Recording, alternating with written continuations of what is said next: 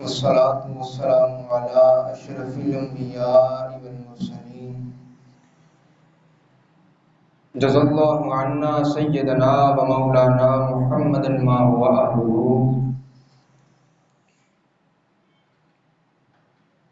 أما بعد فأعوذ بالله من الشيطان الرجيم. بسم الله الرحمن الرحيم. اتخذوا من مقام إبراهيم مصلى. صدق الله مولانا العظيم وصدق رسوله النبي الكريم. إنه تعالى جواد كريم قديم ملك بر رؤوف رحيم. إن الله وملائكته يصلون على النبي يا أيها الذين آمنوا صلوا عليه وسلموا تسليما. پڑھیے الصلاۃ والسلام علیک یا سیدی یا رسول اللہ وعلی آلک و اصحابک یا سیدی یا حبیب اللہ. الصلاۃ والسلام علیک یا سیدی یا عالم ما کان وما یکون وعلی آلک و اصحابک یا سیدی یا نور الافئدۃ والعیون. ایک مرتبہ اور پڑھ لیجیے. الصلاۃ والسلام علیک یا سیدی یا رحمت للعالمین وعلی آلک و اصحابک یا سیدی یا خاتم النبیین. انتہائی واجب الاحترام ذی وقار والا شان علی مقام معزز حاضرین و سامعین و ناظرین، بندہ نچیز نے اللہ کریم کی حمد و ثنا کے بعد ایک آیات مقدسہ مبرہ منورہ معطرہ مطہرہ طیبہ طاہرہ قرآن کریم کی ایک آیات میں نے آپ کے سامنے تلاوت فرمائی ہے. اللہ کریم میرا قرآن پاک پڑھنا، آپ حضرات کا سننا اپنی بارگاہ لم یزل کے اندر قبول و منظور فرمائے. اللہ کریم مجھے حق اور سچ بیان کرنے کی توفیق عطا فرمائے. میں انشاءاللہ تعالی آج اپنی طبیعت سے تھوڑا سا ہٹ کر چند گزارشات احباب کے سامنے پیش کروں گا. دعا ہے خالق کائنات مالک کائنات مالک دو جہان، اللہ کریم میری بات سمجھانی، آپ کی سمجھنی، اس میں آسانی پیدا فرمائے.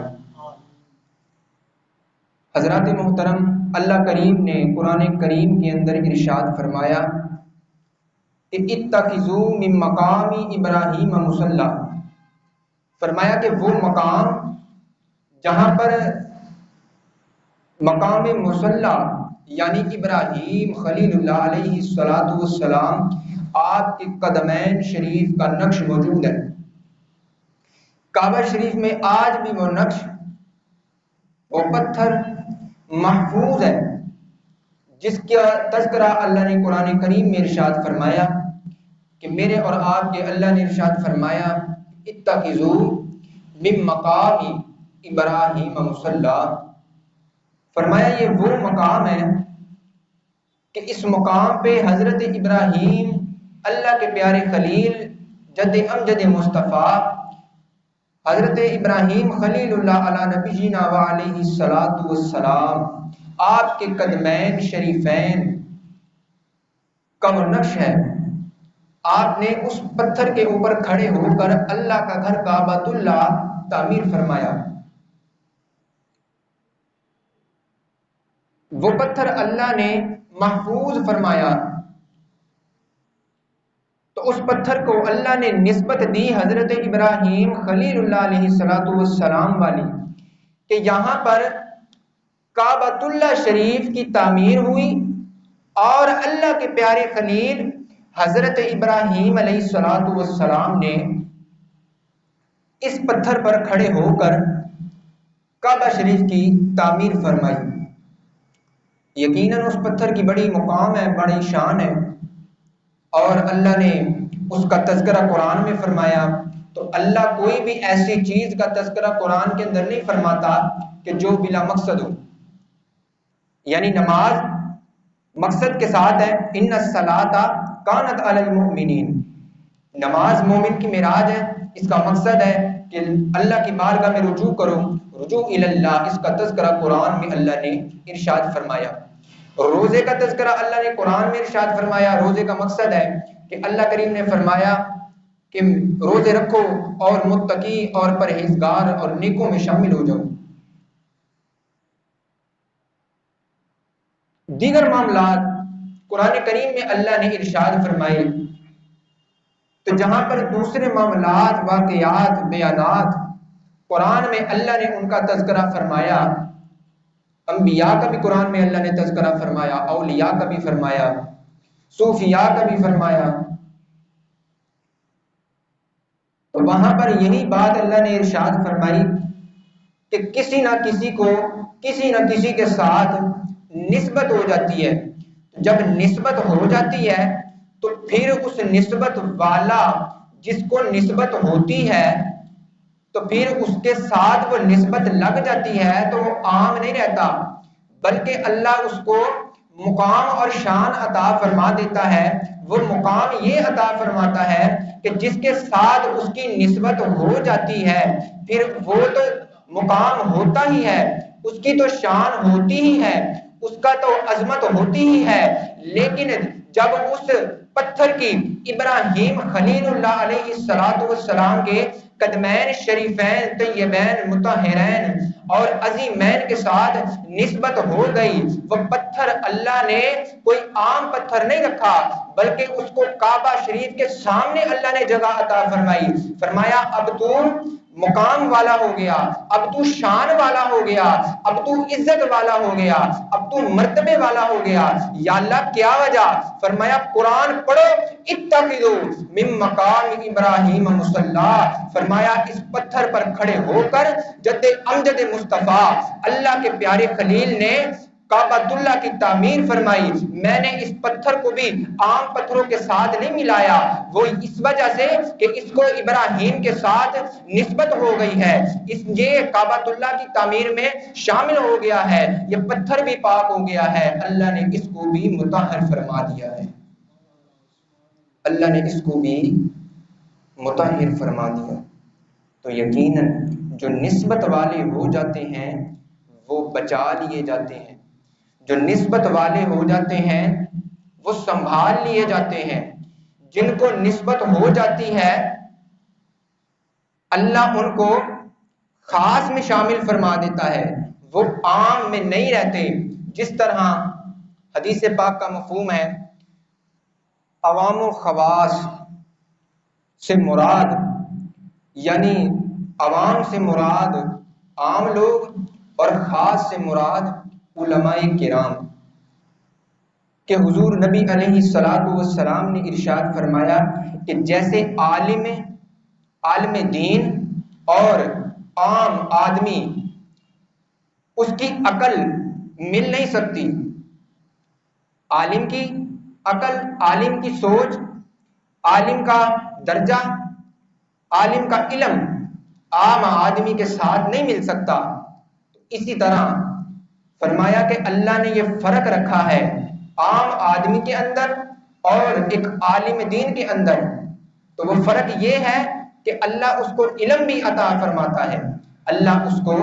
علم دین کا صدقہ شان بھی عطا فرماتا ہے اور اللہ اس کو مقام بھی عطا فرماتا ہے۔ تو فرمایا اس کو نسبت مصطفیٰ کے دین کے ساتھ ہو گئی، اس وجہ سے میں نے اس کی شان عام بندوں کی طرح نہیں رکھی بلکہ میں نے اس کو مقام والا بنا دیا، پھر وہ لوگوں کی نظروں میں افضل ہو جاتا ہے، لوگوں کی نظروں میں اعلیٰ اور ارفع ہو جاتا ہے۔ اس کی وجہ یہ ہے کہ وہ دین کا علم حاصل کرتا ہے، پھر وہ عام عوام کی طرح نہیں رہتا بلکہ علماء میں شامل ہو جاتا ہے، علامہ فہامہ مولانا بن جاتا ہے۔ تو اللہ اس کو اتنے القابات نصیب کرتا ہے کیونکہ اس کی نسبت مصطفیٰ کریم علیہ السلام کے دین کے ساتھ ہو گئی، تو جس کی نسبت دین کے ساتھ ہو گئی اللہ نے اس کو بھی شان والا بنا دیا، اور جس کی نسبت اور جس پتھر کی نسبت حضرت ابراہیم کے ساتھ ہو گئی اللہ نے اس کو بھی رائگاں نہیں فرمایا، فرمایا کوئی پتھر ہوگا لوگ اس کو کاٹ دیں گے، کوئی پتھر ہوگا لوگ اس کو توڑ دیں گے، کوئی پتھر ہوگا وہ جناب سڑکوں پر آ جائے گا، اس کو ادھر سے بھی ٹھوٹے پڑ رہے ہوں گے، اس کو ادھر سے بھی ٹھوٹے پڑ رہے ہوں گے، ہر جگہ سے اس کو لوگ جو ہے وہ اپنا اس سے نفرت کا اظہار کریں گے، لیکن فرمایا پتھر پتھر میں فرق ہے، یا اللہ اس پتھر کا کیا مقام ہے؟ فرمایا قرآن کریم پڑھو، اس پتھر کو ابراہیم کے قدم کے ساتھ نسبت ہو گئی ہے تو میں نے اس کو عظمت والا اور شان والا بنا دیا ہے۔ پتہ چلا کہ جو نسبت والے ہوتے ہیں اللہ ان کو بچا لیتا ہے، جو نسبت والے ہوتے ہیں اللہ ان کو شان اور مقام عطا فرما دیتا ہے، جو نسبت والے ہوتے ہیں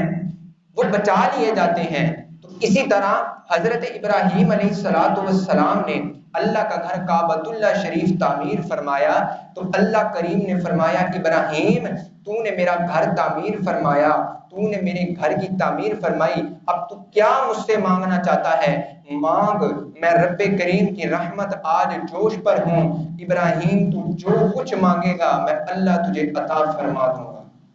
میں اللہ تجھے عطا فرما دوں گا۔ حضرت ابراہیم نے ارشاد فرمایا کہ یا اللہ تو نے مجھے پہلے تو بہت کچھ عطا فرمایا ہے، پہلے تو نے بڑا تیرا کرم ہے، تو نے بڑا مجھے اپنے نیک کار اور متقی پرہیزگار بندوں میں یا اللہ تو نے مجھے شامل فرمایا، یہ میرے لیے کوئی تھوڑا مقام تو نہیں، لیکن اللہ نے فرمایا ابراہیم پھر بھی مانگ، کیا مانگنا چاہتا ہے؟ اللہ کا قرآن بیان کرتا ہے ابراہیم علیہ السلام نے کیا مانگا۔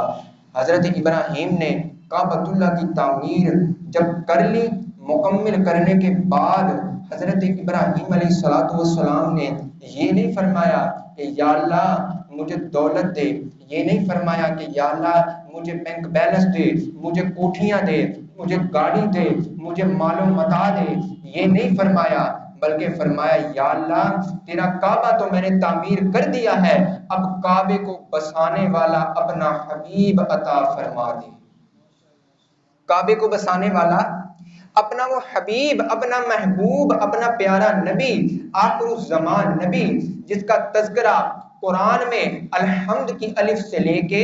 والناس کی سین تک پورا قرآن ہی اس کی حمد و ثنا بیان کرتا ہے۔ یا اللہ میں تیری بارگاہ میں دعا کرتا ہوں کہ اس نبی کا ظہور جلد از جلد کر دے اور اس کو یہ شان عطا فرما۔ اللہ کریم نے فرمایا ابراہیم ہم نے تمہاری دعا کو قبول فرمایا، وہ ہوگا تو سب سے آخری نبی لیکن ہوگا تم سب سے شان والا، ہوگا تم سب سے زیادہ شان والا، تم سب سے زیادہ مقام والا۔ تو حضرت ابراہیم علیہ السلام کی دعا اللہ نے رد نہیں فرمائی بلکہ قبول فرمائی، اور حضرت